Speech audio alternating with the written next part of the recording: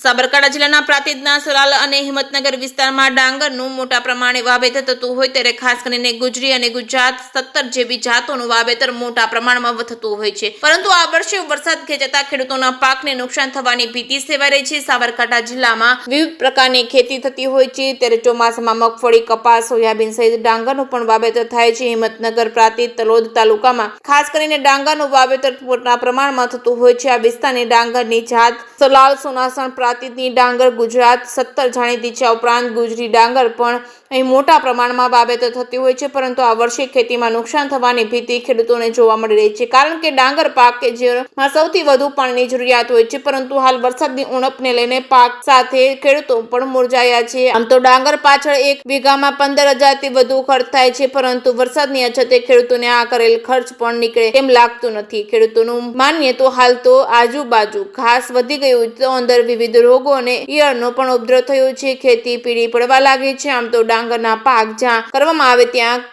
ક્યારા પણ સતત પાણીથી ભરેલા રાખવામાં આવે છે। આ વખતે શરૂઆતમાં વરસાદ પડ્યો, પરંતુ પૂરતો વરસાદ નથી પડ્યો, જેના કારણે હાલ તો ડાંગરનો પાક સુકાવા લાગ્યો છે। જે જગ્યાએ સિંચાઈની સગવડ છે ત્યાં તો ખેડૂતો પાકનેથી બચાવી રહ્યા છે, પરંતુ અહીં કુવા તળ નીચા ગયા છે। આગામી સિઝન માટે પાણી નહીં રહે તો પણ જ્યાં સિંચાઈની સગવડ નથી ત્યાં ખેડૂતોને પાકને ભારે નુકસાન થઈ શકે તેમ છે। એટલે જો વરસાદ ન પડે તો ચોક્કસ ખેડૂતોએ કરેલ ખર્ચ માથે પડે તેમ છે। આ ઉપરાંત ઉત્પાદનમાં પણ મોટી ઘટ જોવા મળશે। કે સિંગલ સાથે અશોક નાઈ, સાબરકાંઠા।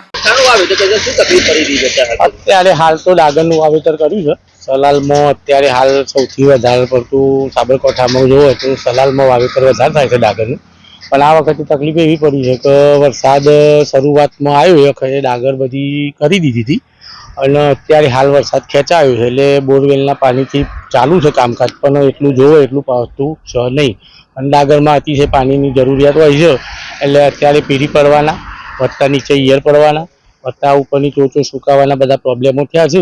નિંદામણ થોડું વધી ગયું છે, દવાઓ નાખ્યા છતાંય નિંદામણનો પ્રશ્ન થોડો આવ્યો છે, એટલે ઓલ ઓવર જે ખર્ચો થતો હતો ડાંગરમાં એના કરતાં થોડોક વધી ગયો।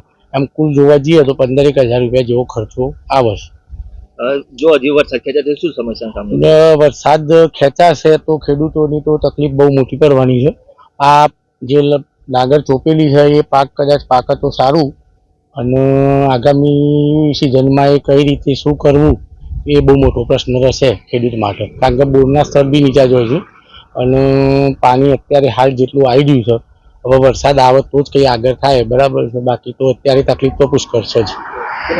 જીતેન્દ્રભાઈ, હવે જે આપણે ડાંગરનું વાવેતર અહીંયા છે અમારે, બરાબર, એની અંદર અત્યારે વરસાદ ખેંચાયો છે, બરાબર, તો વરસાદ હજી બી ખેંચાશે તો ડાંગરો મારે ખેડવાનો વારો આવશે, બરાબર।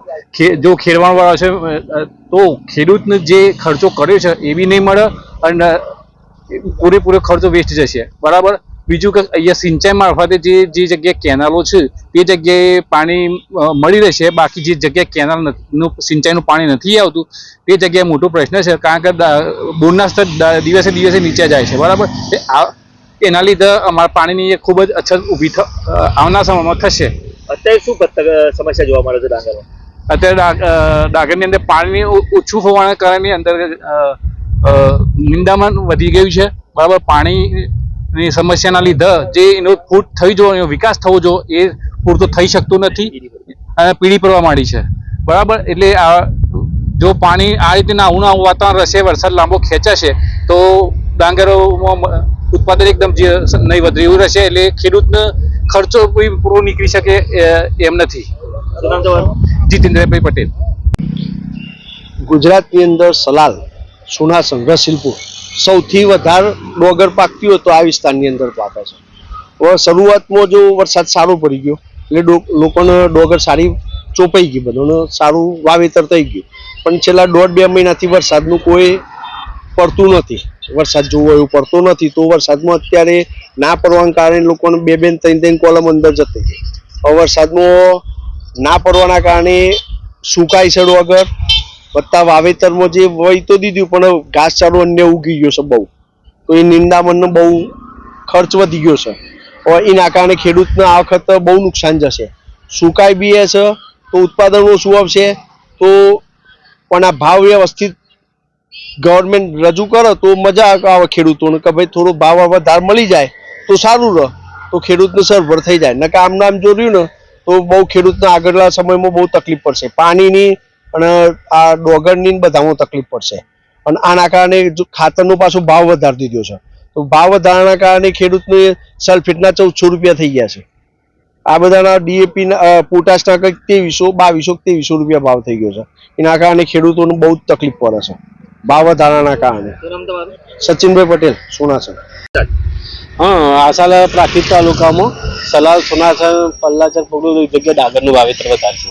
અને ઓલરેડી વરસાદ ખેંચાતા દરેકનો મૂળિયાની ઈયરની બધી તકલીફ વધારે છે. એક બાજુ તમે મારા ખેતરમાં જોઈએ તો હુકારાની અસર લાગે છે, તમને પોનેટો હુકાઈ જાય છે, તકલીફ પડે છે.